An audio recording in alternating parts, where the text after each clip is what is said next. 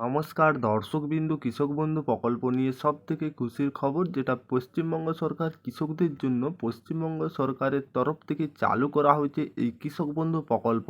কৃষক বন্ধু প্রকল্পে তবে যদি আপনি একজন কৃষক হয়ে থাকেন, তাহলে আপনি কিভাবে এই কৃষক বন্ধু প্রকল্পের আবেদন করবেন।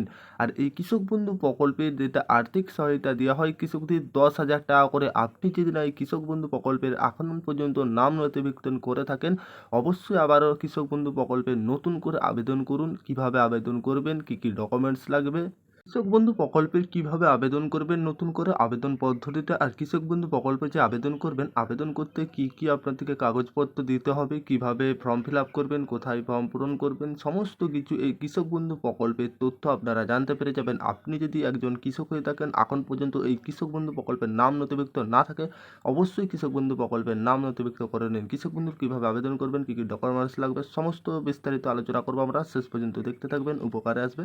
স্টেপ বাই স্টেপ আপনাদেরকে জানিয়ে দেবো।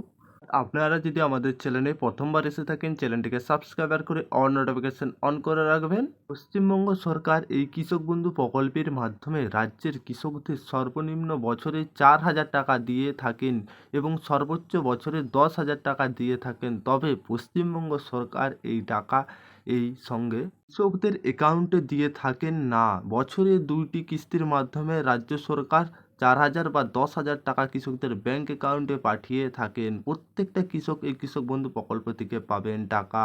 কৃষক বন্ধু প্রকল্পে নতুন করে কিভাবে আবেদন করবেন, তবে রাজ্যের সরকার প্রত্যেকটা কিস্তি 2,000 টাকা 5,000 টাকা দেন।